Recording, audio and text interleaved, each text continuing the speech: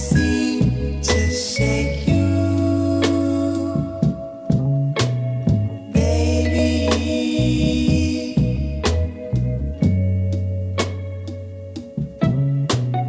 I can't seem to shake you, baby.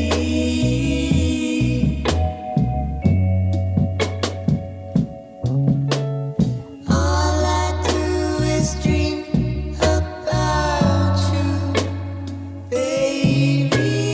All I do is dream about you. Remember when you loved me, I loved you, and then you left me alone. You know I'd always come back home. We can't pretend that this is the end, baby. All I do is dream about you. I can't seem to shake you, baby.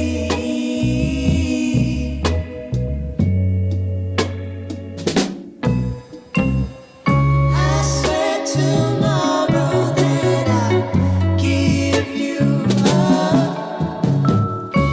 Save the sorrow for when we wake up. But for tonight it seems I'm tangled up in you, tangled up in you. I can't seem to shake you, baby.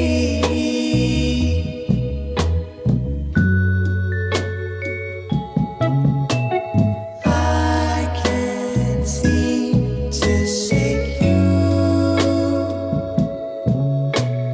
baby.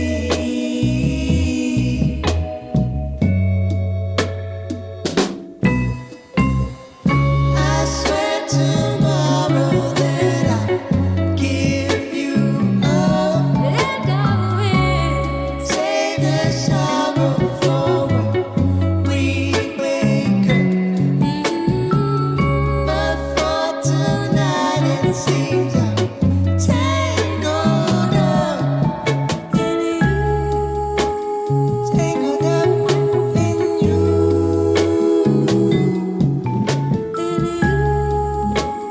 tangled up in you,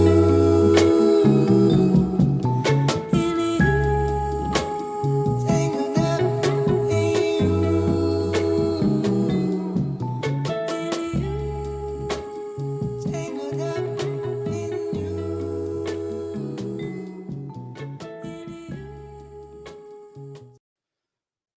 And we're back live on Chicano Tube, the Thursday night edition. Do me a favor, beautiful Linda Raza, man. Just hit that like. If you're watching on YouTube, you're watching on IG, you're watching on Facebook, you can do the same thing. All phones now integrated with smartphones. You could just hit share and share it on any platform that you want to share, because this is the conversations I think are really going to help the people. FC, that's why I brought you back. But you know what? Let me do this because it's the formal thing to do. Let me welcome my co-host, FC. Fabian. Let me just say Fabian, FC. I gave you that nickname. But shout out to you, cabron. Thank you again for coming back. How are you?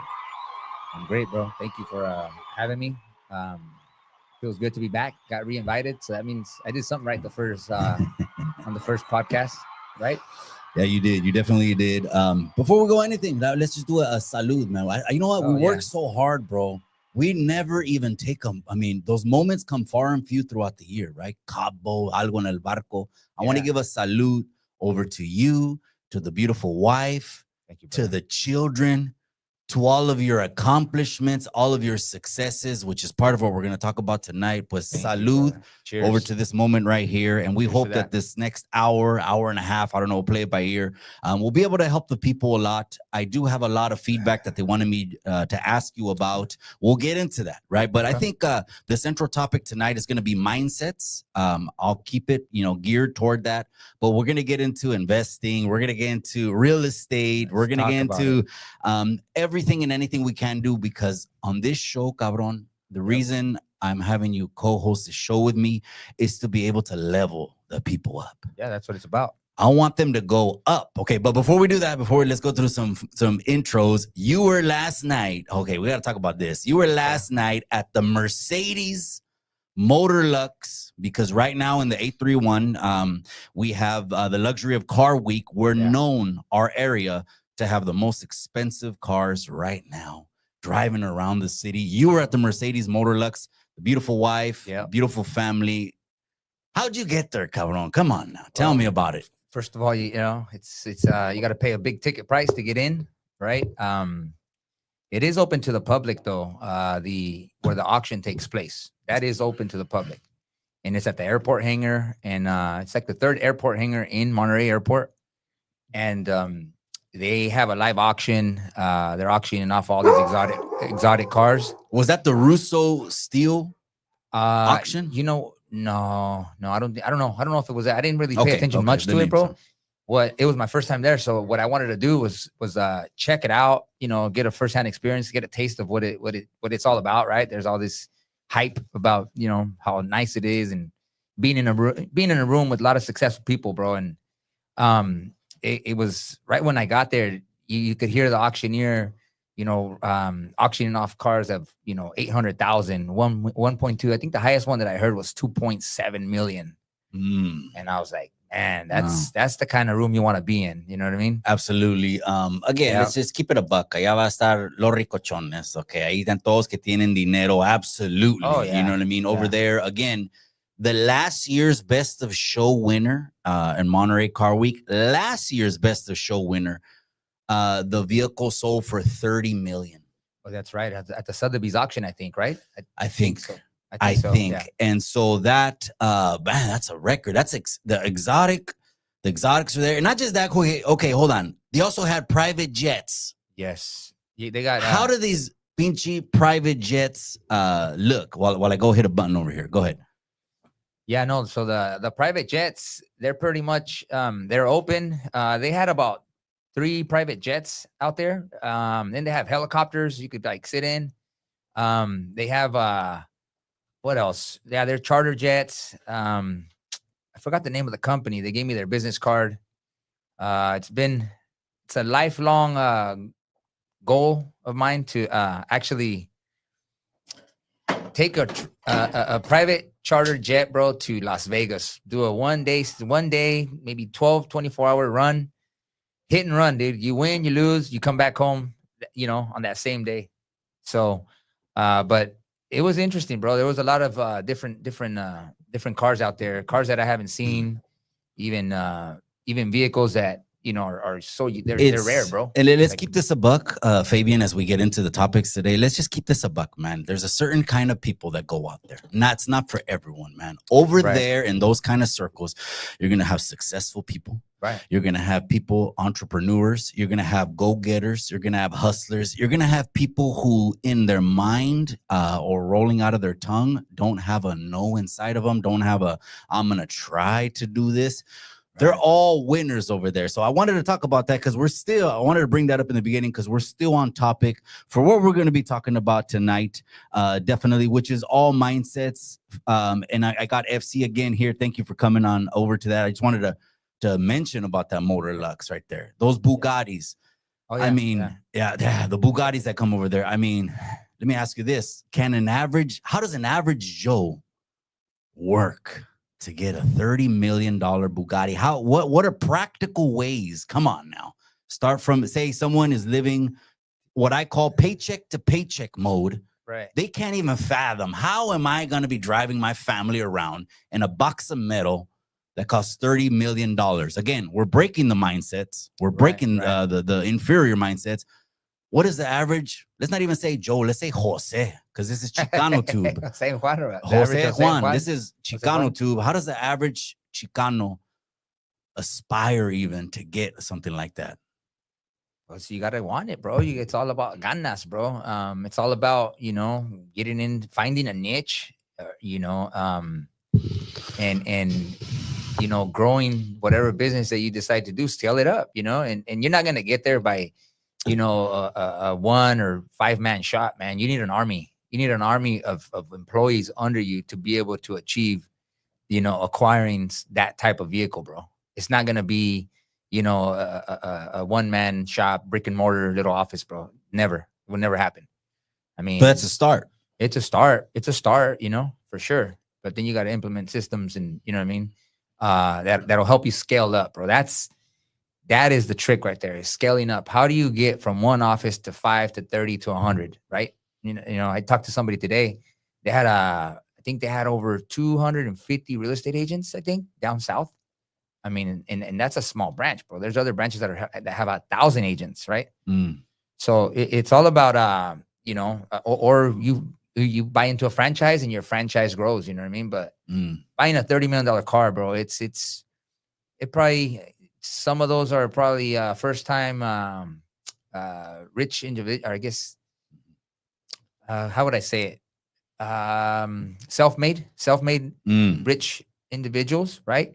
And a lot of those guys are probably trust fund individuals, bro. An inheritance, which we're going to talk about that too. Okay, good. Leaving Good. an Yeah, there's inheritance. money. There's money. Some families also, let's keep this a buck. Some people are born in the money también way, but some people like me and you had to get it out of the mud. So particularly when I want to stay on topic tonight is, geared toward the brown community way. Yeah. It's geared toward the brown community. Don't forget to hit that like button.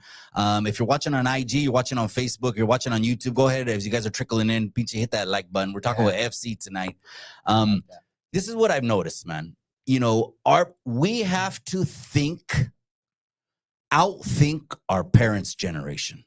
Right. Okay. Yes. Because our parents' generation, FC, serio pedo way. I mean, they were like I remember my father, I mean, just working to the grave. Yeah. And it's like, I gotta work. And it's something admirable. I'm not saying it's not honorable. Absolutely not. Right. I'm not saying I don't admire that. Absolutely not. I believe in work ethic. Absolutely.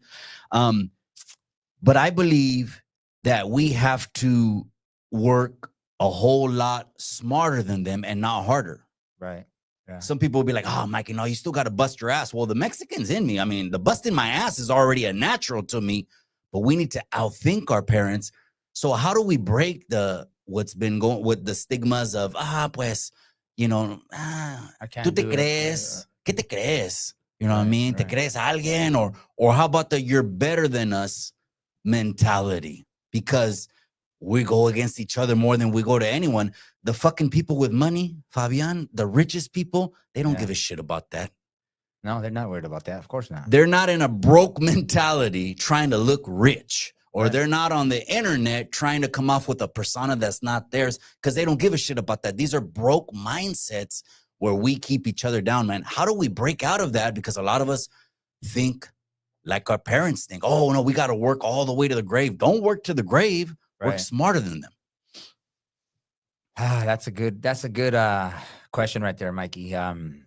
You have to, our parents came, they migrated here, and like you said, they were hardworking. They showed us what it takes to win, right?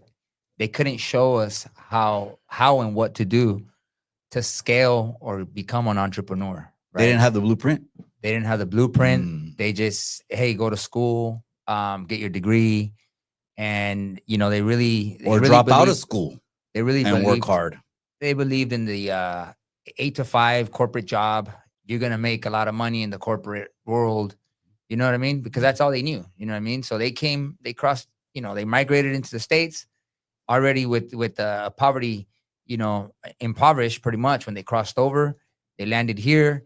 I mean, they have no financial literacy either. You know what I mean? When they came, so it's our job to our job as a Hispano is to make sure that we do better than our parents did. That's what they brought us here for, you know, for a better opportunity. So the parents, I expect my children to be doing better than me, right? And it should carry on. It should go on to the next generation and the next generation. Hold on, that's a lot already, because you've already gotten to the past the threshold of scaling.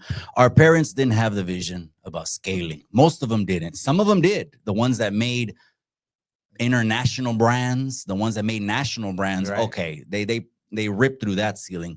But our parents kind of plateaued at the point of, hey, just be happy, paycheck to paycheck. Dale gas, cabrón. Ponte las pilas.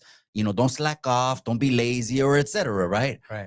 But we got to elevate past our parents' thinking, not work harder to the grave, but work smarter till you're paid.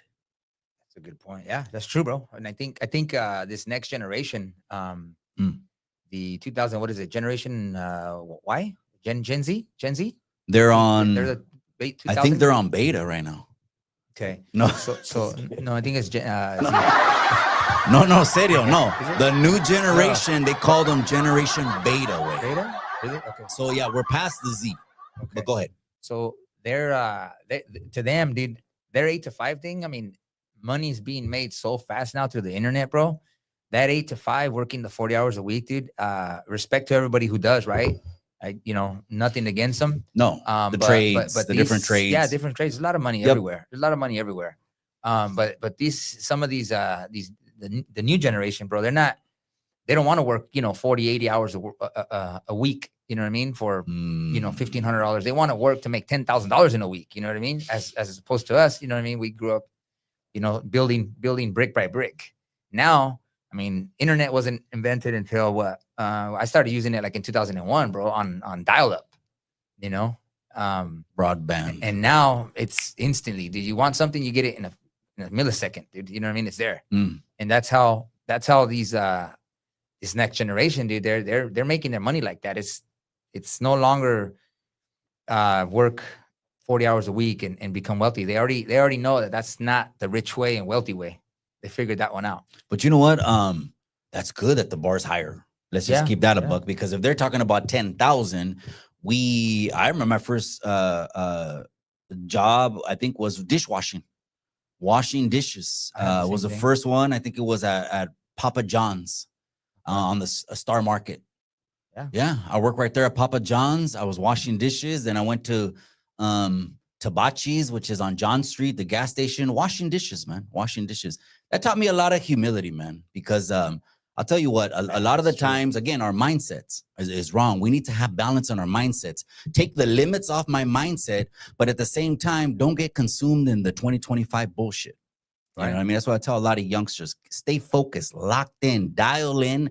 You could be a 19-year-old homeowner. Absolutely. You could be a 20-year-old homeowner with mutual stocks, IRAs, Roths, money working itself while you sleep. Why do you have to wait, like our parents thought, 65, retire, when you can go out there and make a bag to the youngsters if you really have a mentor to teach you? Another thing, what I learned, I'm going to say this. I'm going to say this right now. This is, I never said this on YouTube Landia, man, but hit that like. Daniel Gonzalez, I appreciate you. Vario Tactics, OG Smoker, Vic, I appreciate you. This is FC. They're asking who this is. This is FC. So you'll see him on right here. He's just living the life, man, that a lot of people want. That's their way. He's living the life that a lot of people want. And he doesn't pat himself on the back enough. I tell him like this. You know where I learned humility? You know where I learned not to give a shit about what other people think about me? When I was a kid, my mother, we used to go around to the garbage cans, dumpsters, picking cans. Oh, wow. That's pretty. And she used to have me jump inside the garbage cans to go and get any aluminum cans, foil, anything that's aluminum recyclable. At a very young age, I got the what you think about me out of my system. Yeah. I don't give a shit about, and I had to learn that at a very young age. My friends weren't doing that. I was the one that was going and doing that with, and I would do it again because of the character that it built inside of me. I'm humble, okay? Even though we're at where we're at, okay? This is what we're talking about, finances on this podcast with FC. I learned that early on. If the youngsters would stop trying to look rich, but be broke, FC, they want to graduate from high school now and buy $80,000 cars and live at home and still have to pay us rent. What do you think about that?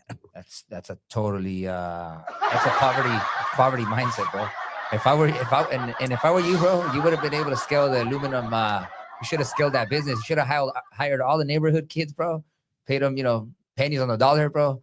You would have had a I big wasn't team. taught the blueprint. So you didn't have the blueprint, bro. See, that's what we're telling would've- you tonight. Youngsters, hit that like button, not just to the youngsters. This is to anybody. Mostly it's directed toward the Raza and the brown community, but this is to all communities. We're going to give you the blueprint. It could apply to all races, dude. They won't, not just because Becoming successful there's a certain, in this country. color. Doesn't matter, dude. Some people, just because they're certain race, creed, color, you know what I mean? It's they all could benefit from financial literacy, bro. All of us can, man. All of us can. But as far as these kids, wanting these expensive cars, Bugattis, they're doing it backwards. Lambos. They're completely out of sequence, bro. They're going from A to Z, right? Completely out of sequence, bro. That's not how it works. You gotta build little brick by brick, A, B, C, D. Don't skip steps. You know what I mean? And do it the right way. If you're trying to spend $80,000 in the bank, on a car, and you only have $5,000 saved in your bank account, that's completely out of order, bro. but FC, but I'll look cool on the internet. Yeah. Cool. I'll do a cool photo shoot. The night I get the car, I'm gonna do a cool photo shoot, turn the lights on, we'll put it in the alley and we'll do a cool. No, this is what I'm saying is that we gotta level the youngsters up to watch out for these traps. Yeah. Oh man, let them get the $80,000 car and then let them take their car to the dealership. And when they get hit with the $7,000 bill for AC repair, let's see if they get to keep that car. You know what I mean? That's when reality sets in, bro. You'll understand why owning an exotic car at such an early age is the dumbest thing you could do. I've been there, done that. Luckily, thank God, I had the funds to be able to fix them.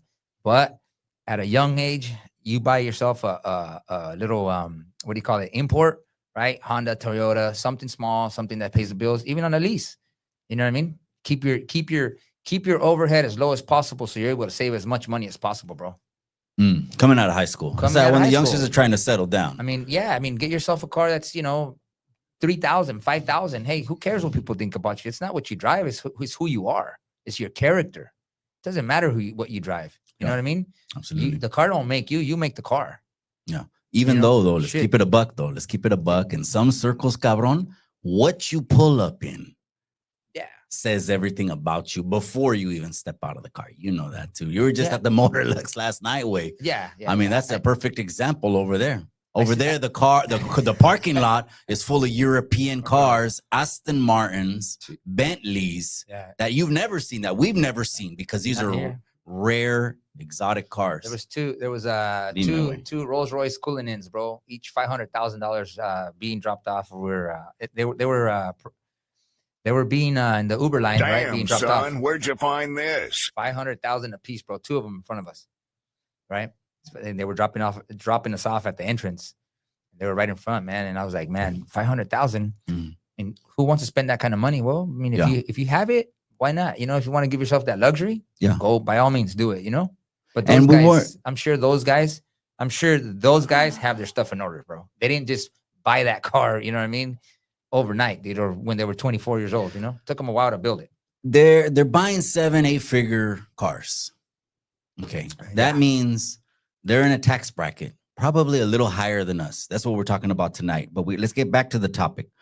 There's one mindset also as well, that instead of thinking I can't afford it, it's instead of how can I make this happen? That's the turn that I'm trying to tell a lot of people. And you can do it, you can achieve it, you can get it to happen. Where in your life did you overcome any boundaries and just say, you know what, I'm going for it? I got the blueprint. And was there ever a time where you put a lot of limitations in your mind and then you were like, shit, I don't know if this is possible? No, you know what, dude? Growing up, I used to, what I would do, they call it dream owning, right? And it was before I knew what dream owning was, right? So the neighborhood older. I used to hang out with older guys, right? Okay. 5 years older than me. They were already high schoolers. I'm over here in junior high. Mhm. You would have these guys would show up in Datsuns or Mustangs, right? And you would sit in it and you would feel cool just sitting in the car, bro. So that gave me aspirations, bro. They set the bar, and for me, it was like, I'm gonna have a nice car. I'm gonna go after a nice car when I'm able to afford to have the nice car, right? And it is all about the aspirations, bro. To be able to, to have a car like that, and it starts. Somebody has to set the bar for you, whether it's a friend or in the family. That one person in that family, in our family, was my grandfather, bro. He had a Cadillac because they owned a Mexican restaurant here in Gonzales. And then he ended up buying a 1980, I think it was 1988 Mercedes S500, the big body, 4-door, black, you know what I mean? And he's the one that set the bar for us, for the rest of the family to follow. And sometimes that's needed, and sometimes people don't have that one person. It only takes that one person to change the family tree forever, bro. One person in your family. And who's that going to be? Yeah, exactly. For me, I chose it to be me. In my immediate family, I mean, there's other people like my uncle Caesar that was the first in our family to get into the real estate world, right? He's the one that set everybody up pretty much, right? He was the one. Shout out to Big C's, man. Shout out to Big Money, man. Yep. Shout out to him, man. Shit. He's a real hustler. Let me tell you about Big C's over there. I call him, I got a nickname for Big C's. His nickname is Big Money. Or Red Bottoms. One of the two. But one time he showed me a check way. He showed me a check way. It was, let me just say it's 5 digits. I'm not going to say what it was, but it was 5 digits. And I'm like, goals, motivation. Yeah. But if you have the wrong mindset, you won't look at that as goals. You'll look at that with hate, with jealousy. And that's what I think happens to a lot of people that give too much a shit what other people think, because they'll criticize you. They'll talk about you. When it's funny, like in the law of attraction, it's actually the opposite. When you unattach from something and show you don't care about it, want anything, or are not desiring it, it wants you, and then vice versa, how that works. But we're okay in the brown community. That's one of the things, like you said, we come from Mexico way. Over there's no middle class. Yeah, you either were rich or you're working for the hacienda owners, and you're just like a field worker now. Right. And then that's why they came up here. So they come over here with that mentality. So if anyone else wants to elevate higher way, like they want to go higher, ching, and they pull them down and grab them. No, chinga. It's like the crabs in the bucket, bro. Well, where are you going? Crabs in the bucket. Yeah. No. Where are you going? You can't go all there. So have you ever experienced that where you thought maybe, someone was cool with you, an associate business partner, maybe even a friend, and then all of a sudden they saw you on another tip, and and they were like, chale con this dude. No, I've never. Oh, really? I've never experienced that, bro. I mean, as I've tried to remain pretty humble. I mean, I still do. One day you have something, tomorrow it's gone, dude. I've never been one to absolutely fall in love with the luxuries that are replaceable. You know what I mean? Materialistic items, dude. So, no, I never felt like that. And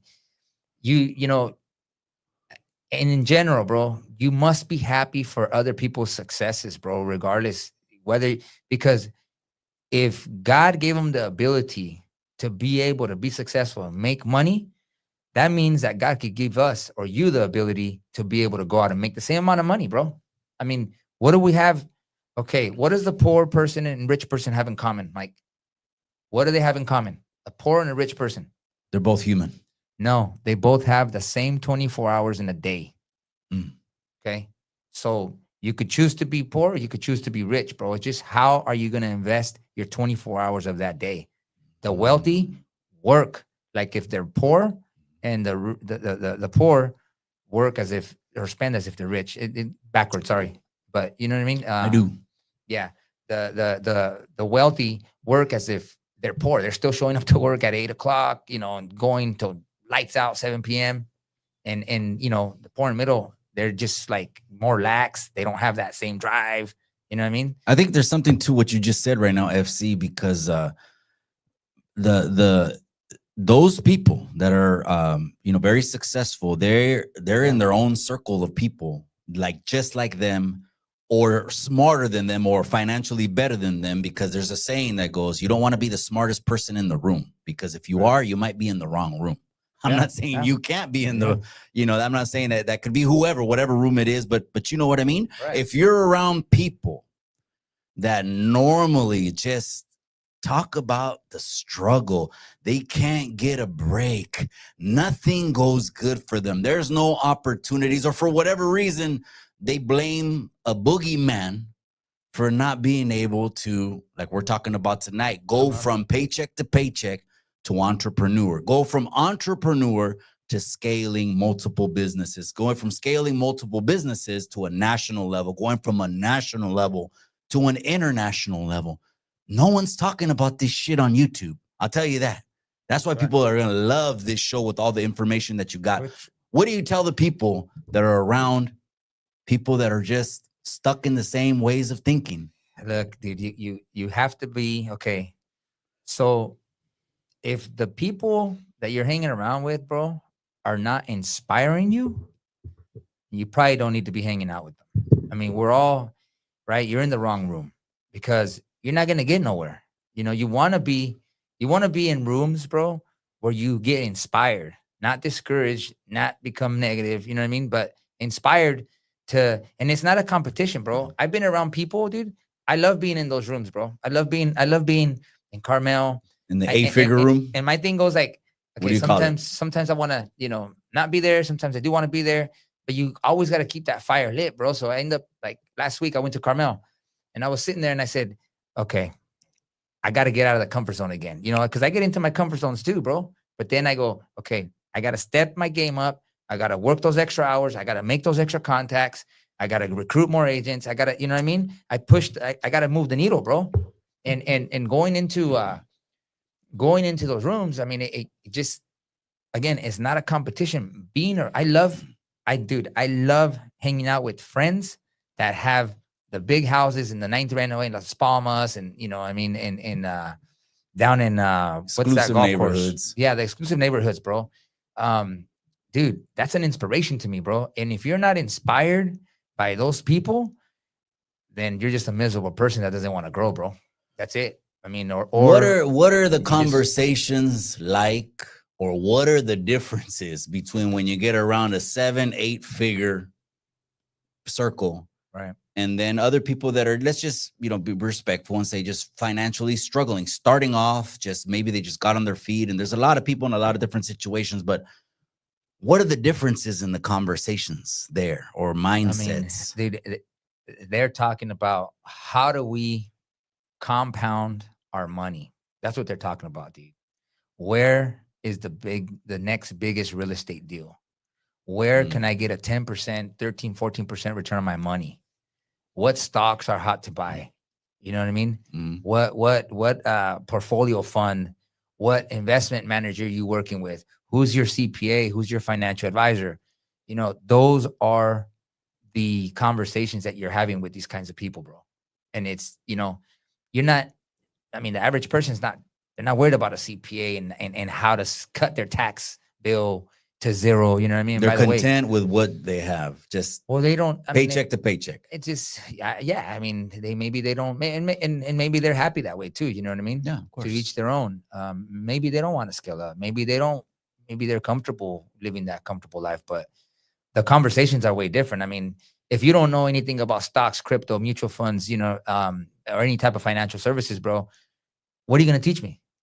How can I talk to you, bro? What can you share with me? You had a good point about having aspirations and what do you call that? Manifesting, right? Oh, yeah.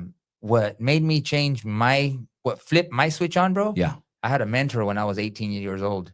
He was a painter, and he used to tell me, he was a painting contractor, gave me a job, and he said, Fabian, don't work for me. Don't work for me. This is a Caucasian man, bro. He said, don't work for me because you're only gonna make me richer. He goes, go to work for your own, start your own business. He gave us gutter business, screen businesses, all these other businesses, dude. And I said, man, there's something authentic about this man, dude. And he became my father figure, bro. Believe it or not, he became my father figure. He was the reason. And may you rest in peace to my boy Carl Killing, man. K&D Painting. He's the one that gave me all my financial literacy, bro. Gave you the game, The books, the right? blueprints. The Think and Grow Rich by Napoleon Hill, right? Manifesting, thinking, hey, I want it. Instead of shutting off the brain where you say I can't afford it, you tell yourself, switch that narrative and tell yourself, how can I get that? You know, that's when the brain starts getting creative to trying to attain. Remember, your obsessions become your possessions, bro. So can you attract money if you have a problem with it, an issue with it? Say you came up with a mindset, money's evil. Money's evil. No, vamos a tener tanto dinero porque, tenemos que quedarnos humilde. Can you attract money, but say you have a disdain for money? Because a lot of people, we're not going to get into politics. I get into all that and catch the bullets on my own, cabron. But I'm saying some people do have a disdain. Is a part of having the right mindset is you need to take away any disdain you have because you can't attract it. I start off my morning, every morning, FC. I'm looking in the mirror. Okay. You know what I mean? I'm the most confident. I'm the most skilled. Wonderful, amazing clients flow to me easily. My business has boomed and has exploded. No circle, nothing. I can't. No limits. Whatever I say, and I believe everything that I say. But what if someone doesn't believe in it? Will they be able to achieve it? Well, you gotta believe in order to achieve, bro. So if they don't believe it, no, I don't think so. If they don't believe in if they don't believe in themselves, I can't believe in them for them. You know what I mean? You can't do it either. So that you have to be able to believe in yourself. You have to remind yourself, you got to do those affirmations, of what you want. You got to manifest those things that you want to own. You know what I mean? Mm-hmm. Yeah. If you don't, and if you don't meditate on, what it is that you want, then you're not ever going to get to, you're not going to ever fulfill your dreams. Just another example that I thought about. I don't want to get too much into spiritual things, but also in the spiritual things también, there's some circles, denominations, won't name anything, but that they preach not having too many materialistic things. Yeah, no, I think where's the balance in that? I know where the scripture is the balance in that. It's the love of money. It's not money is the root. I know where the scripture is, right, but right.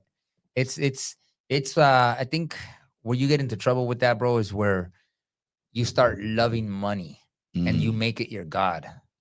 That's where the root of all, it becomes the root of all evil, bro, because that's all you're doing. And money will corrupt the person too. You know what I mean? Like Caesar said one time, money's not bad, but money in the wrong hands of somebody is bad. Damn. Mile High Hustle's in the casa. We've been missing over some of these comments right now, but look at Mile High Hustle. I bought my first house for $160, sold it for $350. No capital gains taxes on that. And he's in Denver. Let's talk about some investments before we go as well. Any other things? Jose Garcia, I appreciate you. High Power, gracias. Lifestyles, I appreciate you. That's Salinas right, OG. Good job, guys. That's cool. Like that. Let's talk about investments right now. Okay, they still wanted me to ask you again from the last time. You were talking about having a portfolio. Okay, so say someone tells you they have 10, 20, 30, 40, 50 liquid. What do they do? What's the number one investment? Oh, that's a good question. The safest investment right now is probably going to be a money market, right? You're going to get a guaranteed 4% return on your money, 4.25%, right? It's liquid.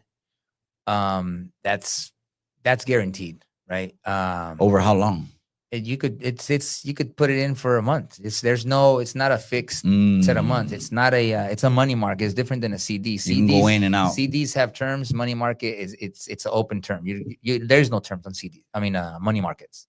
So what are they investing in? But shares of how does that work? The money market, the bank invests. They probably invested.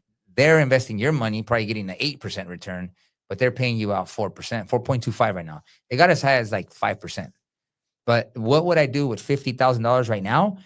I would get really creative, bro, and I'd probably go into maybe invest in the lower priced areas where 50,000. If you put $50,000 down and you get, say, a cap rate, which is your yield on your return. investment, your return, and you can get a 8-9%, the bank's not going to pay you that. You know what I mean? But right now prices are pretty high to be able to cash flow out.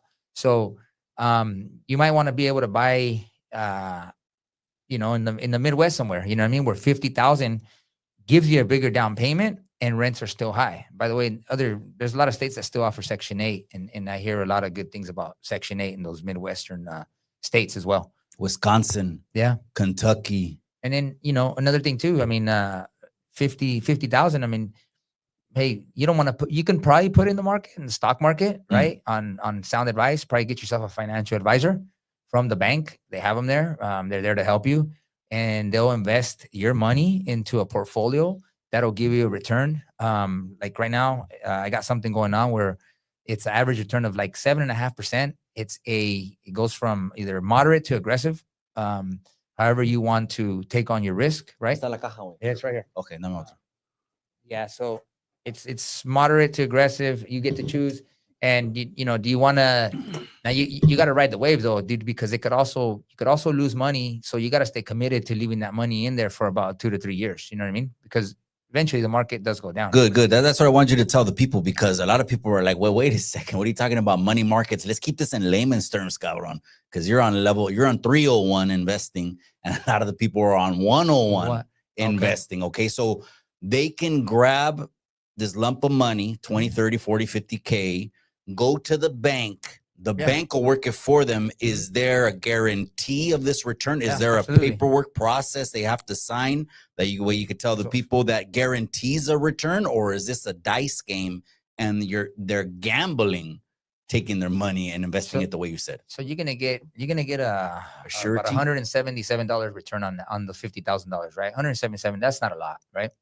But that's a contract. Is that a written agreement? Now, it's not FDIC insured, bro. So it's not insured.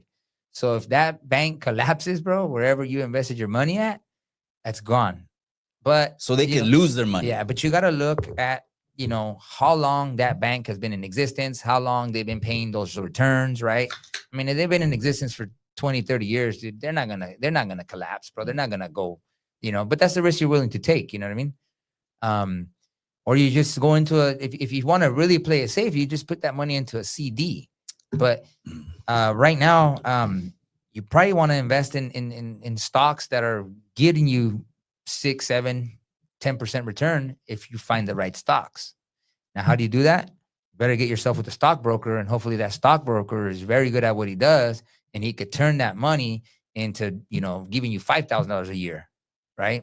Then what's the stockbroker cut? Does he get percentage off of they the charge top, you, or it's annualized? It's annualized. It's like it varies from broker to broker, 1%, 1%, 1.5% a year, but nothing in the stock market, bro, and in the world of investments, bro, nothing's guaranteed. They're always going to tell you that. But when you look historically over what the markets have done, they've outpaced inflation. They've done way better than your average, savings account of 2 to 3%. So you're saying 1%. Only do this if you have your money set, your emergency fund in place, disposable income. This is disposable income that you don't count on, right? Like you're saying, let it sit, drop it, but let it sit. Is that how is that the formula? Yeah. I mean, there's a lot of ways to turn that 50,000 into 100,000, 150,000. What if someone has less than the 50? Someone just has shit. They got a 10 from a settlement, 20. How can they flip that? Is that too low? It's because you're thinking 20 grand is going to turn into 40. It's hard to do. It is possible to do it, again, with the right stockbroker. But we're not talking about dealing drugs, gente. So no, 20 turning into 40. And we start flipping burgers and flipping balls and bolas. Rising Warrior, I see you. Salinas OG, that's right. Graded life insurance plan. Do you know anything about life insurance and how they pull up loans against life insurance? Because I've heard a lot of Say that again. Sorry. a lot of I was reading people this comment. have done videos on life insurance and saying you can borrow against it while you're alive and use it to keep scaling up. You know anything about that? Yeah, I know a little bit about it, dude. So you got a term Life insurance? and, Okay. and that's good that you bring it up, dude. Yeah. Life insurance, bro. Mm. I talked to an insurance broker, a life insurance broker, and he goes, "Let's not call it life insurance, bro. Let's call it love insurance, because when we leave and depart from here, bro, guess what? You're gonna give it to your loved ones, right? And you don't want to leave nothing. Mm. I mean, the average person that passes away, I think they leave around $8,900, bro. $8,900. So why not get a term policy that covers at least $1 million, which costs very little, right? You're probably paying $100 a month, but you're set to leave. If it's a term, they're terms, right? They go from 20 to 30 years. That's it. Yeah. You outlive that term, that money's gone. It didn't work. So that's a term insurance policy. Then you got a whole insurance policy. The whole insurance policy is what you're talking about.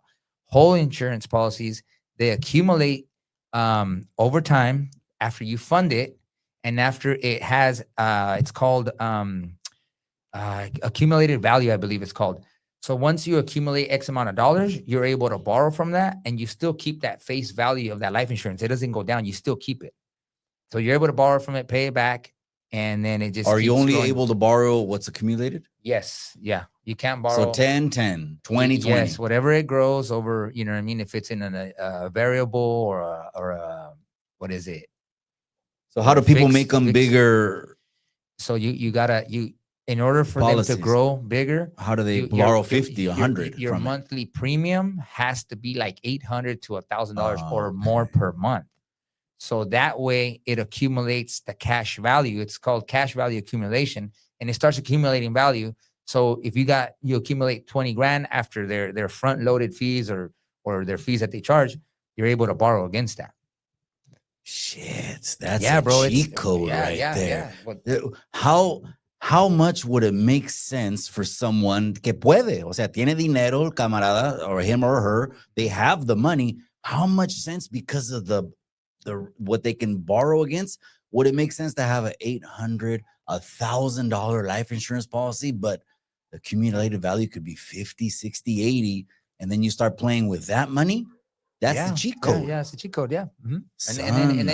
And then it's, that's not taxable, bro. So all those funds, because you already paid with that, with your tax dollars. You're already funding it with tax dollars. So at the end of the term or at the end of the policy, if you were to kick the bucket, that money is not taxed, bro. So your heirs are gonna get that money untaxed.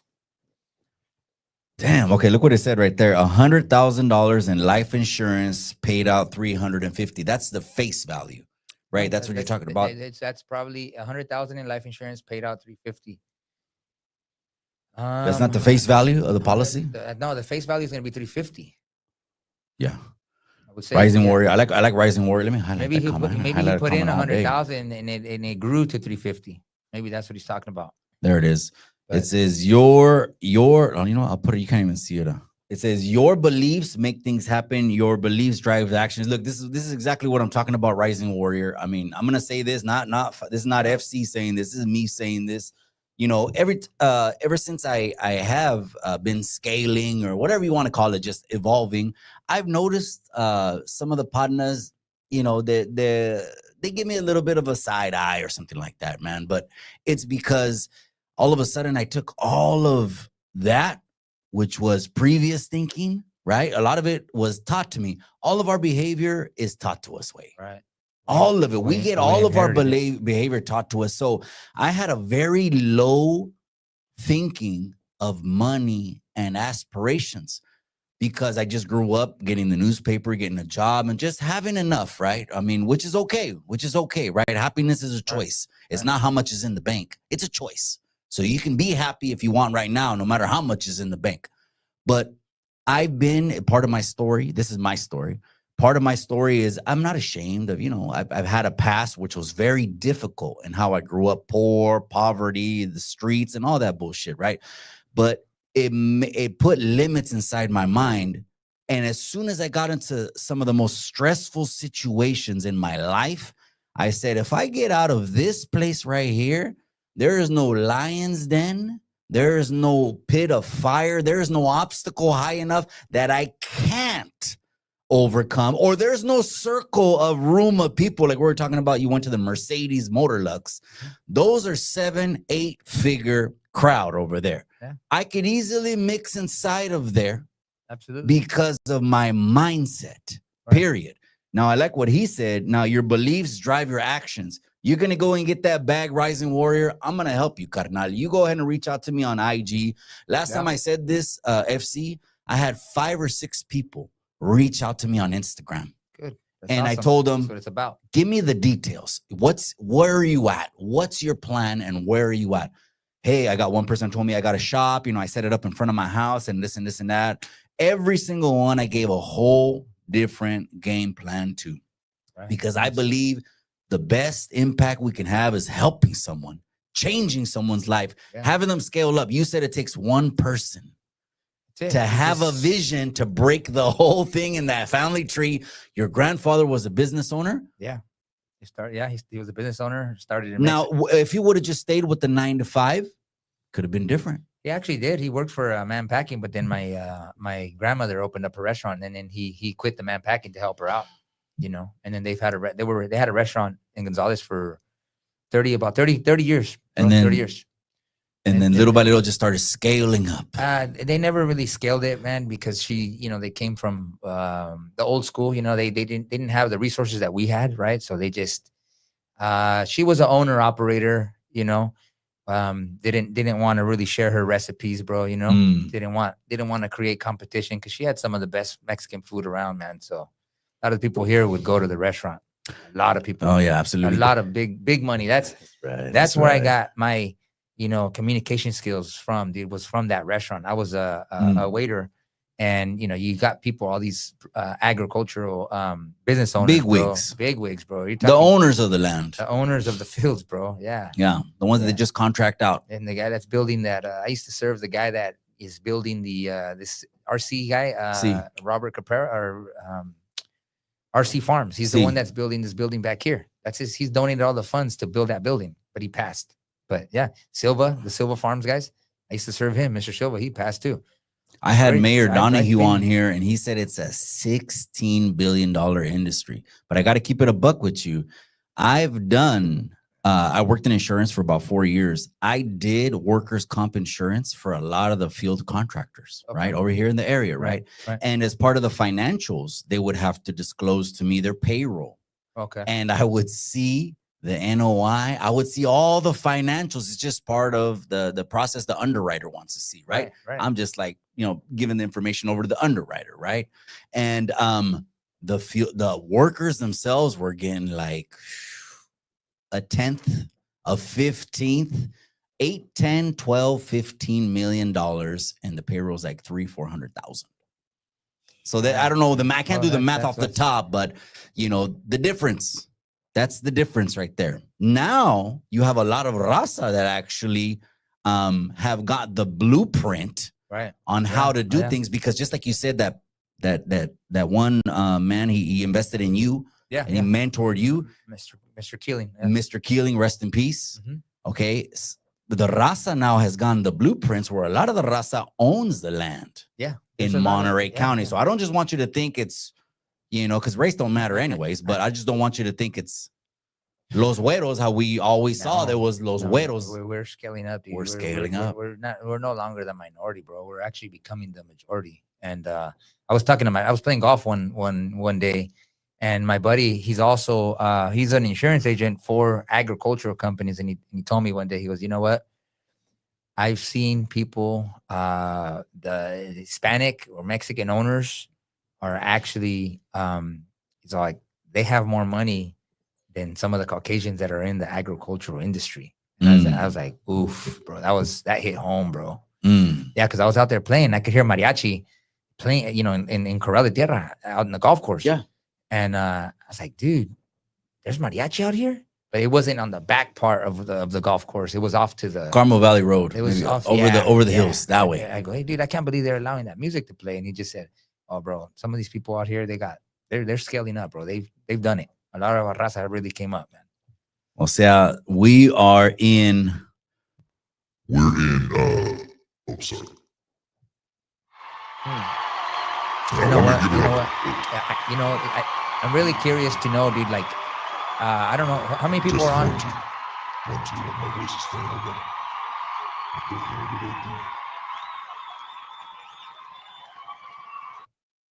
Jesse. Oh, shit. Hold on. 1, 2. Got a glitch. I did. No. Oh, here it is. It's. You're talking like the guy Easy, bro. The song, bro. All right. I'm gonna read these comments, bro. Clear. Okay, clear. I had it clear. Okay. Yeah, you know what? This is for the Asians, Africans, Europeans, Middle Easterns with money. Okay, so they're saying there are some demographic of people that are more successful than others. Why is that, FC? Because they stick together, bro. They help each other climb up. Damn. That's what it is. You see these and they become like these Middle Easterners, you know, the guys that own La Princesa, and you know, you got all these Middle Easterners, bro. They band together. And what I've come to find out, because I've helped out some of them, what they do, dude, is they all come together as one big ass unit, and then they raise up so much capital that they in turn get the next guy to set up his store. And then those people go to work at his store, and then they go make another store. So everybody eventually gets their own stores. I mean, look at the Hindus, what they were doing with the hotels. Did you hear what they do? How they scale up? They ended up, they would raise they would buy a hotel, right? Hotel building, and they would make the lobby area into their home. And so they're living in there and they're renting, but they're doing owner operators. They're operating the hotels themselves. So there's no labor cost. They own the building. And so they're also scaling up like that too, bro. What a bag. Gee. Yeah, they turned the lobby into an ADU. Yes. And imagine the NOI. Imagine the return every month. And like you said, they operate as a unit. So they're helping each other at the same time scale up. And the opposite could be said almost about the brown community.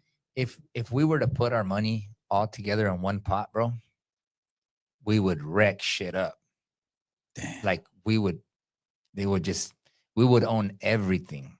But what happens is we become so individualized, bro, that we just we don't move as selfish. a unit. We're selfish. We think we're scaling up against, you know, your brother, your primo, your Look at Fabian over there with his ranch. Your friend, bro. And Fabian se cree algo with all his palm trees in the ranch. Yeah. Now that mindset has to be gone, bro. I mean, I remember, you know, you were successful. Guy had a nice car. The first thing, hey, he's a drug dealer. No, vende drogas. That was the first thing that they would say, bro. It's like, but you know what? Let's keep it a buck, though. Let's keep it a buck. Yeah. In Mexico, I think it's a lot worse. Again, I'm saying this, not FC. I'm saying this. Give me the bullets. In Mexico, I think it's a lot worse than it is in the United States. The darker you are in Mexico, the more they categorize you as illiterate, as not financially well off, and which is more indigenous. And then the lighter you are in Mexico, which is more European, obviously, the blood, the more lighter you are, you're looking at a higher status. Like assume that they're in a higher status, a higher category, that they're educated. I'm just bringing to light, and I'm keeping the real shit. This is worse. It's worse over there. That's why a lot of people come over here. You know what, dude? Have you gone to Guadalajara, Jalisco, Zapopan, bro? Have you gone there? I've been to. Dude, it's like Santana Row here, and I mean, modern. It's just a different world, bro. And there's money everywhere, dude. It's just in Mexico, when I go on vacay, bro, I really feel for the albañiles, right? The laborers that are working in the hot summer sun, bro. They have their liter of Pepsi, and I'm like, man, that's just gonna dehydrate them even more. You know, there's no Yeah, of electrolytes course. in there. There's no nutrients in and you soda. know, that same person, bro, they might have not had the same opportunity growing up, but they could have made, instead of making it their opportunity worse or their job, they could have applied themselves, bro. All they got to do is apply themselves, because that same attorney and the same, you know what I mean? They could have gone to school, dude. They just chose not to. They were probably from a barrio, and you know, and that's all they know is how to do labor, dude. But no, man, I think in Mexico, there's a lot of opportunity there too, dude. It's just what you choose to do. You don't want to go to school. Okay, well, you're gonna have, you know, an entry level job, a laborer, right? Because you have no skills. You have no skills. You have no trades. You know, all you could do is do the labor on the job, right? But if you were to go to school and become, like, I got sisters. I got half sisters in Mexico, bro. She's married to a engineer. It's similar to like Caltrans or like Don Chapin, Caltrans, all those guys. It's a good career. She's Bilingual? she's a psychologist, dude. I have Bilingual? a cousin. Yes, I got a cousin that's a doctor over there in Mexico. He's a doctor making good. I got another cousin that's a dentist. No excuses. Like bro, there's no excuse. If you're gonna get you it, wanted to get, yeah, dude, you're gonna get it. So, yeah, you could have a great life in Mexico too. You could have a great life. I have too. both. I've been in Mexico, right? Of course, I'm from my dad's from Cualcomán, Michoacán. My mom's from San Jose de Gracia, Jalisco. So I've been to both, right? Growing up, I've had both. You know, farm working, cattle tending, ranch tending, you know, family members con huaraches, you know, moccasins, huaraches, and, you know, the humble, right? Very humble. Right. And I've also had relatives who had jewelry stores in the plazas de Guadalajara, and they scale up from 1 store to 3 stores and 5 stores and all that stuff. So I've had both. And at the same time, when we all get together, none of that is ever, none of that matters when the family gets together. Yeah. So I know I keep talking about the brown people and we go at each other's throats. I get it, because, you know, it's true. We don't really celebrate a lot of people that are successful and all that. That's why I asked FC, and it was a miracle. He said he didn't get no hate, because I got a lot of hate. I mean, all of a sudden the homies would look at me and I'm not driving the lowriders no more. I actually sold all the lowriders. Yeah. I sold all 3 lowriders. You're gone, done. It's time to buy the house and start thinking like a grown ass man. You know, and then I started getting into financial things, and I did also have mentors as well. A buddy we just spent with, a buddy. We went to the Delta. Remember I told you? Yes. I went to the Delta where my pinchy Ray-Bans are resting in peace at the bottom of the Delta. You lost those nice Ray-Bans. I lost my Ray-Bans at the bottom of the pinchy Delta, man. But that my friend that invited us to his house in the Delta has another story, similar situation.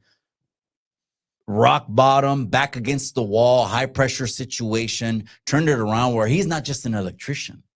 He joined one of the top 5 firms, electrical firms in the nation, and during COVID got the contract to build the extension to Facebook. Okay, yeah. So he went from having a home in Silicon Valley to buying one in Oregon, because, you know, a lot of people during COVID were like, shit, I don't know what's going to happen. Let me just get an out-of-town rental or get an out-of-town house, because California is getting crazy during COVID, right? Right. And then he bought the other home on the Delta.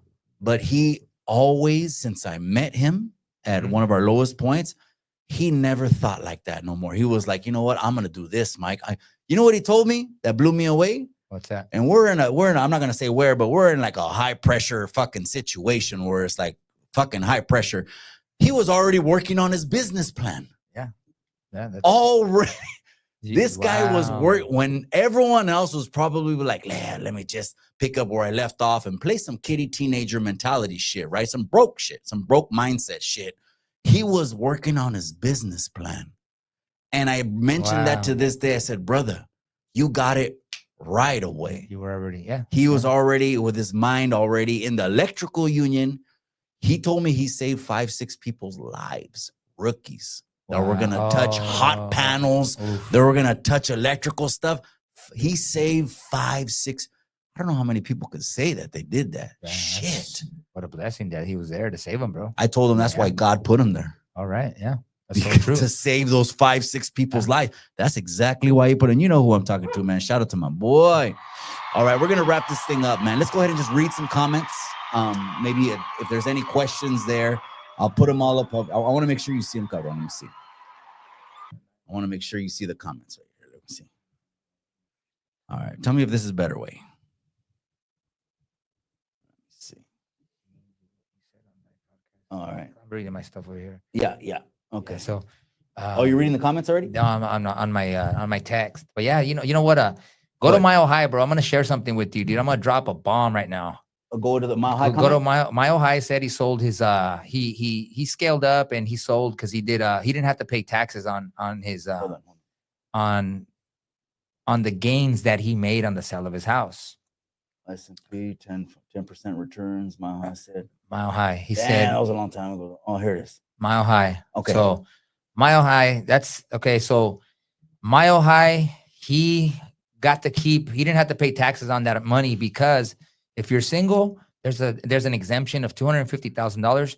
And if you're married, there's an exemption of $500,000. You don't have to pay no tax on that. It's yours to keep. Now, what Mile High might not know is that you could do that. Now this is a disclaimer. I am no tax advisor, so don't take it as that. Go ahead and check for yourselves. But if you can continue to do that, every 5 years, you could do 2 houses, okay? If you live in each of those houses for 2 out of the 5 years. So Mile High could turn around, take that money, go buy another property. The 190. Whatever he made, go reinvest that property or that money and buy another property. And when he try in 2 years. Or 2. In 2 years, if that house appreciates again another $150,000, he gets to keep that money tax-free again. Keep moving the money. Keep getting more doors. As long as you own or occupy that property, you can continue to do that. 2 years.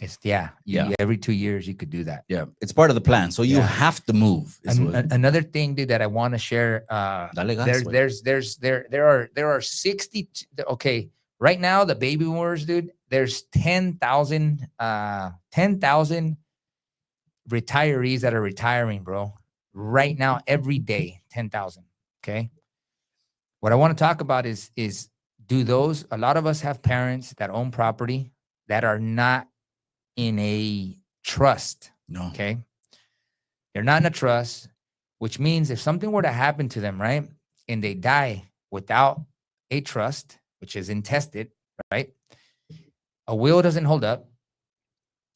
The heirs who inherit that property, first of all, they're going to have hire a probate attorney. It's always an uncle and a cousin on the title. Which is going to take a 7 or 8%. It's a tear down. It's like 6 to 7%. It drops down based on the asset that was left behind. Okay.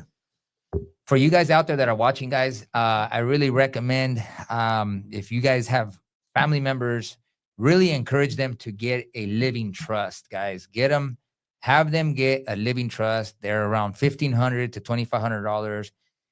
In the long run, you will save a lot of money and headaches and fights, right? Because when people smell money, the fights, everybody wants to fight for money.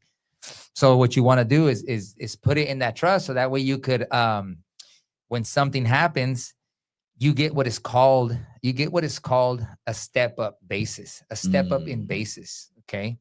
So if your mother, uncle, father, grandma, whoever, they bought those houses long ago for $60,000, right? 80. Yeah. Well, today, guess what? They're 350. They're going to be 600. They're going to be 700. Okay. If they pass away without that house being in a trust, guess what's going to happen? All that money is taxed, bro. That money becomes taxed. Even if there's an heir? Even if there's an heir. So it has to be in a trust. When you go into a trust at the time of death, the person that passes away, they get the new value at today's value. So if they sell at today's value, there's no taxes to be paid. Drop a bomb on that, Mikey. Damn. Oh shit, that's game.com right there. You have to do that, bro. Okay, Trust. so what if that was Mile High selling his house, right? But how does he work equity and stay in the house? No, he has to move. He already sold it.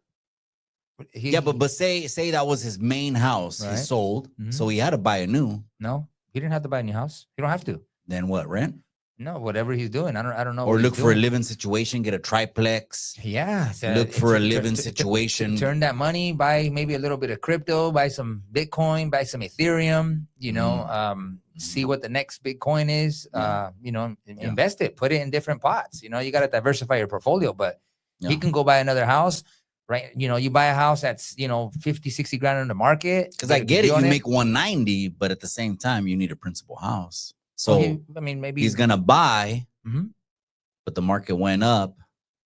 So what does he do? Oh, buy main house and rental at the same time. I don't. As far as what he's going to do, two properties. He could or keep it. Go put that money in. Go put that fund in a money market account. Get a 4.5%, 4.3% on 190. I mean, that's what about $700 a month, risk free. Mahai said he just upgraded houses. That's what he did. Good. You know what I mean? From $160,000 house to a $350,000. That's a scale up. Now, Mile High, when that goes up again, and then you sit there for 2 years and you sell it, and the next 2 years, since it was your owner occupied, you get to do that again, and you save on those taxes. Now let's talk about this real quick. The market, it's 7 minutes. We're wrapping up at this. So 8:30, we're off the grid. The market is cool, dude. Let's keep going, bro. Let's keep going. Now I'm already sad, bro. Now you're on fire. Now you got me going. Okay, bro. so here we go. Here we go. I was dreaming about this podcast, bro, for 4 days. So let's go. The market is cooling off. What's going on in real estate right now? People want to buy. They don't know if there's programs out there to buy for a home buyer's assistance. What's going on with the market right now? So in real estate way, rents are in California. We're talking about. It's case by case. Right now, the interest rates are keeping buyers on the sidelines, right? Because there's a big payment shock. Did you hear about the rumors that he might resign, Jerome Powell? The pressure is on him from the administration in all corners to not ride the term out and resign earlier. Yeah, but I mean, in order for a huge impact to take place, and I'm a mortgage broker, so I run numbers all day long. Simon, in order for a huge impact to take place on a mortgage, the interest rate has to drop 1%, and they're not going to drop it 1%. They're not going to do it in one shot. They're going to slowly taper it down like they tapered them up, right? It's going to take a while. Even if they get a new guy or girl? Yeah, they can. It'll throw things out of whack. Then it'll create, like I said, a hyperinflation. Then, okay, so if they drop it 2%, guess who's going to buy all those houses? No, 1%. Just say one. Yeah, I mean. It's not going to be it'll be a micro shift, no? Not a big shift. Or I think buyers, even at a 1% change at $700,000 price, dude, you're still having a $4,500 mortgage. So it's like, some people, if you can afford it, you do it. If you can't, then you stay where you're at and you just either keep renting or you just wait till something happens. If something were to happen in the market, or you come into the market when the rates are in your favor, right? How do people use HELOCs? What are the requirements to use a HELOC? That's a common question in my DMs. So HELOCs. to get a home equity line of credit, Simon. Okay. You got to have equity in your house. At least, for those people that bought 5, 6, 7 years ago, they have plenty of equity. You get to borrow up to 80% of the home's value. Okay. So 80% of the home's value, sometimes 90% of the home's value, which means you just leave 10% of meat on the bone of that property. You're able to borrow, if it's $200,000-$300,000, whatever you want to borrow. They give you a 8%, 8.5% interest rate. It's adjustable. But what I'm doing for clients right now for HELOCs, okay, what are credit card interest rates at right now? 22s, 25s, 17, okay. 18, okay. 20. Okay. So if I get you a HELOC and your interest rate is at 8.25, isn't that better to pay off your credit cards that are at 22% interest rate? Absolutely. Yep. So that's how HELOC works. So how another benefit about that is that you get to borrow against the HELOC, and for 3 years, there's different features that some have. It is a variable. It moves with the Wall Street Journal Index, right? So it's variable. It's variable. There's no ifs or buts. It can get as high as 21%. Are we going to see that? No, I don't think we'll see that. I don't think it's not going to happen. But so that money, if they borrow, say, $200,000 and they pay it down to $100,000 in the first 3 years, they get to borrow again that extra 100,000. If they repay it, they borrow it again. It's only for 3 years that you could do that. And for the first 10 years, it's interest only. All interest Damn. only. Right? So the payment's very, very cheap. So is it a silent second loan, second mortgage? It's a second lien. It is a second lien against your house. And it's just a HELOC. It's a home equity line of credit. I offer those too, by the way. If you guys need help, I do. Why is it a second lien? Because the original mortgage is considered a lien. Because the first mortgage holder, Technically? the first mortgage holder is the first lien The holder. lien holder. He's the first lien holder. Then you can get a second lien, which is going to be your HELOC.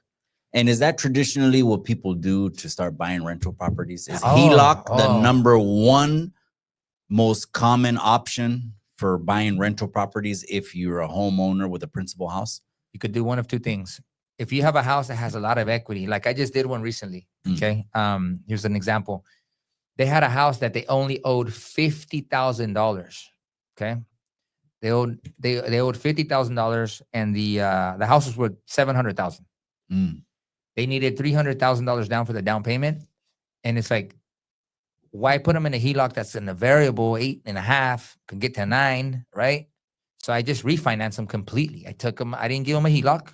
I just gave them a purchase money refinance loan, not purchase money. And I had them do a cash out refinance on that rental, and I got them like a 6.75% fix for 30 years. That's what I did. And so kept scaling up buying rentals with the money. That's what they did. That's one case. In another case, I got somebody else right now that's using HELOC funds, right, to purchase an investment property as well. They had already pulled out the funds from a HELOC. They were already there. And now he's using that money to scale up and buy his second or third property. I think it's his third or fourth property that he's purchasing. I don't know how many times I've had people, call. It's all about the game, bro. The game, it's all about what's that word I was looking for? Not the mission. Yeah, it could be the mission. Okay, the objective. I got it. The objective in this game, dude, is to be able to borrow cheap money, right? Always borrow the cheap money and get some type of asset that returns double or 3 times the money that you borrowed cheap money for. That's the objective, bro. That is the goal, dude. Well, when people say FC real quick, and we're at 8:30, when they say, what do they say? Buy assets, not liabilities. Okay, I want to keep it in layman's term for the people. What does that mean? And it says buy assets, don't buy liabilities. What falls under what category? So what are assets and what are liabilities? Just keep it in layman's term for the people. Believe it or not, even owning a home is considered a liability, even if you own your own home, because it's basically, you heard that from Grant Cardone. Is it taking, no, Rich Dad, Poor Dad, okay. Robert Kiyosaki. If it takes money out of your pocket, it's a liability. If it puts money in your pocket, it's an asset. That's it. Simple. If it's accumulating and it's appreciating and giving you income in your pocket, that's an asset.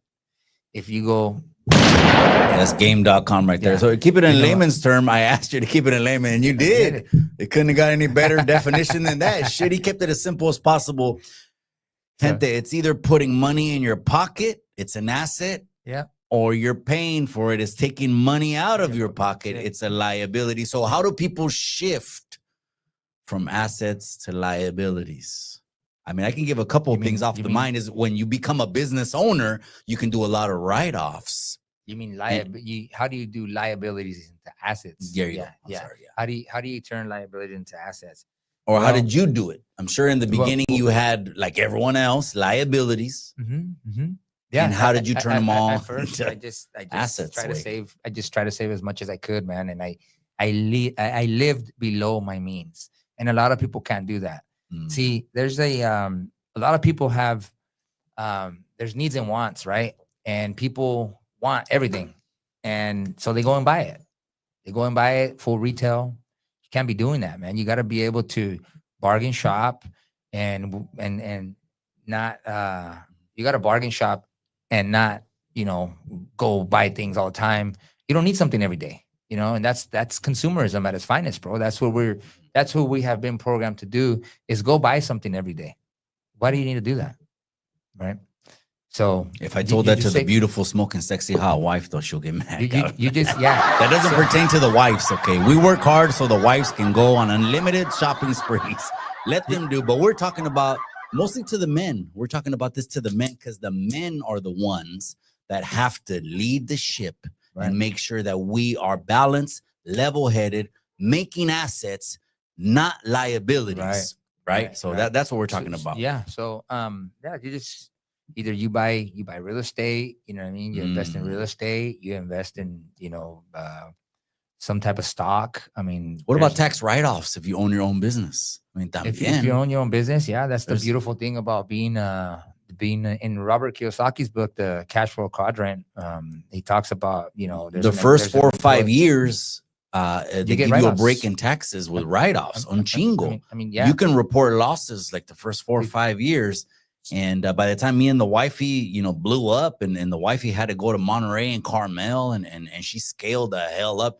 The wifey smashed all that shit. She was smashed. She had a chokehold, monopoly chokehold in the region for like a good 7-8 years. And she scaled up and we realized that, okay, this is how taxes work. This is how write-offs work, etc. Dude, that's the beautiful thing about owning. That's the beautiful thing about owning a business. That's the beautiful thing about owning a business, bro, is that you get to go have a fancy dinner. Hey, put it on your tax deduction. Put it as a write-off. You know what I mean? You get to drive a nice car, you lease it. But you know what? A lot of people don't realize this, FC, is that the wealthiest people pay a lot of taxes. I mean, I understand about moving tax-free money, but the wealthiest people don't mind paying. The wealthiest people, FC, aren't waiting for a tax return. Let's just keep it a buck. They don't, right? No, they're not waiting for a tax. Can you explain the difference in that? Because we're talking about mindsets here. What's the difference in the tax brackets? No, actually, the wealthiest people, the wealthiest people, dude, they have tax professionals that already know. They know the tax codes, bro. They know the tax laws, and they hire the right people to make sure that they're not paying any taxes, bro.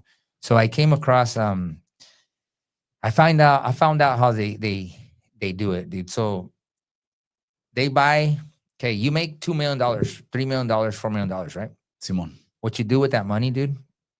And this is another bomb, bro. It's called a cost segregation study. What you do is you buy a 10-unit apartment complex, right? 2-3 million. Yep. But you made 2-3 million in that year. Okay. When you buy that asset, that asset, income producing asset, you get to write off the entire 2 million. There's a formula to do it. It's not the entire amount. But guess what happened to your taxable income now? You were at 2 to 3 million, but you bought a $2 million apartment complex and maybe other rentals. Your tax liability can be zero on those $3 million, bro. Why do you think these wealthy people buy these big commercial buildings, bro? Yeah. It offsets their taxable income. So they don't pay the most. They pay the least, bro, because they have the right team. You got to have a tax professional, your CPA, your strategist, bro. You got to have the whole team set up. Maybe even an attorney. Yeah, why not? You do. It's always good to have an attorney. You have a tax attorney. You have your financial advisor. You have your There's CPA. tax attorneys? Yes, bro. Tax attorneys. There's tax attorneys. Yes. What other kind of attorneys is there? Tax attorneys? Don't tell me. I mean, there's not. There is a tax attorneys out there, bro. Yes, that your CPA is probably linked up with, dude. Yeah. That's how you make it the most legit. Yeah. Yeah, because ya no estamos haciendo chuecuras, man. We're doing everything right. Another thing that I wanted to kind of bring up, dude, that the poverty, not poverty. I wanted to share something about, a lot of us have children, right? And so what the Caucasians and what they've done is they talk to their children about money, as opposed to us Hispanos. We're, it's taboo, you know what I mean? Oh, don't talk about it. You're not going to have it. But what they do is they talk to their children about financial literacy, bro. That's the conversation that they're having at their tables. Right. So one thing that I know a lot of people do, and maybe some don't, But I'm gonna drop this other little nugget. You know, for those of you guys that have kids that are 16 years old, 17 years old, right? How do you obtain you know, a house? How do you get a car when you're 17, 18 years old, 19 years old if you have no credit? How do you do it? Mom and pops. Mom and pop, but let's get away from mom and pop. Why doesn't mom and pop start building the child's credit, right? At 16 years old. And how you do that is all you got to do is you add them to your credit cards, right? You add them as an authorized user. That child gets and inherits your credit, your terms of the years that you've had or the length of time that you've had that credit card. And by the time they're 18, guess what? They have credit. They have a FICO score, bro. Okay. They have a FICO score. Already? Already, yes. Just from being on as an authorized user, user. And so that child, by the time they're 20, they have. But of course, you don't give them a card. No, you don't give them. Yeah, you know, you don't. No, dude. You ain't spending nothing. But you're building credit. You're building their credit. So because in let's face it, bro. Without credit, you're nothing. We're so used to, hey, I'm gonna buy this al contado. I'm gonna buy this cash. It's cash. Yeah, I've had so many clients come into my office. I go, where's the money at? Oh, it's mattress money. Well, why? Oh, I don't trust the banks. I'm like, man, you're losing more money leaving it there than you're gaining. Then not only you risk getting, you know, audited, losing it or being broken into, and then they steal your money. Right. But yeah, dude, it's credit is super important. With good credit, you can become very wealthy, bro, by using credit. Okay, let's talk about that, and we're gonna be wrapping up right now, because of course both of us are in the real estate industry. So say someone does have $30,000, $40,000, $50,000 in the boot, okay, under the mattress. How the hell does that work? Because ever since the Patriot Act 9/11, they want an audit trail on all the money. So how do people that have money, cash laying around, how do they able to let the IRS see it in a transaction to buy a home? How does that work? Well, maybe they think they need to buy some shit that's run down, or maybe they have misinformation, want to give the right information to the people. So the rule is, if you have mattress money, it has to be sourced. It has to be sourced in season for 2 months, bro. So however they want to do it, they might want to put in $5,000, you know, a month, or $8,000. Because I guess once you deposit $10,000, they do, I forgot what it's called, but the teller has to do a report and it gets sent up to the feds anytime you deposit more than 10 grand. So, you know, you probably slowly start putting it in there, you know, start putting it in the bank. I mean, so there's no problem trickling in $5 grand, $5 grand, $5 grand. If you I'm work, just saying, just so the people know, because some people I know. might be like, oh shit, ¿cómo lo vamos a hacer? A lot of people are scared of that, dude, but it's like, they're not worried about you, dude. You're a small shrimp in the ocean, dude. You know, they want the guys that are depositing millions of dollars in there. Yeah. And then they report on their tax return that they made 10 grand. It's like, hey, where'd the money come from? No. Yeah, that makes a lot of sense. It makes a lot of sense. We're going to read some of the last comments, you guys. Episode 2 with FC. We're going ahead and wrapping things up. Steady Mobbin says, shout out to Chicano Tube. That's right. I feel like Cali is overpriced. Vegas is the spot. If people want to get the most for their money, is a no-brainer. You know anything about the Vegas market? Yeah. What's the median average? You know what, dude? If I could tell you something about real estate, over my 22-year career, see. Well, what's happening here in Salinas, in Monterey County, it's happening in all the 50 states, dude. So if homes are sitting, because the interest rates control everything, dude. If there's payment shock here, there's payment shock over there as well. Everywhere. So don't try to run to say, oh, I'm going to go and save money over here. You're going to be stuck in the same situation. I learned the hard way. I tried to do that 1 year and I lost quite a bit of money, dude, in 2007. Try to put money in Los Baños thinking it was a different market, dude. It's the same market. Same problem we were having here, we had over there in Los Baños. Just packed up, left, packed up, came back. But I will say this though, bro. Right now is the time to get aggressive on your offers. Okay. If you see a house that's priced at $700,000 and it's been sitting on the market for 20, 30, 40, 60 days. Look at the days on the market. Look at the days on the market. Look at when the buyer bought it. See how much equity they have and make your offer subject to that. Also, you want to know who owns it. Is it in a trust? If it's in a trust, and that means it was inherited. That Mm. means those owners of that house really don't care how much they get. I mean, they probably care, but they don't care to get top dollar because it wasn't their hard-earned money. Inherited money. They inherited the money, dude. That's why you when you look up the title, it says 0 transfer value. Yeah. So I mean, you're not gonna don't bank on that on every house. It's not gonna happen on every house. It's case by case. Mm. But right now is the time to, it's turning into a buyer's market, and you can negotiate heavily. I encourage that. I always say real estate is the number one thing. The real estate, you guys, once we get past these little mindsets of can't do shit, going after each other's throats. No, you can do anything you want. You're in the pinchy country where you can do anything you want. Once you get past all these mindsets, yeah, go achieve it, get it. But the number one, I think, commodity is real estate.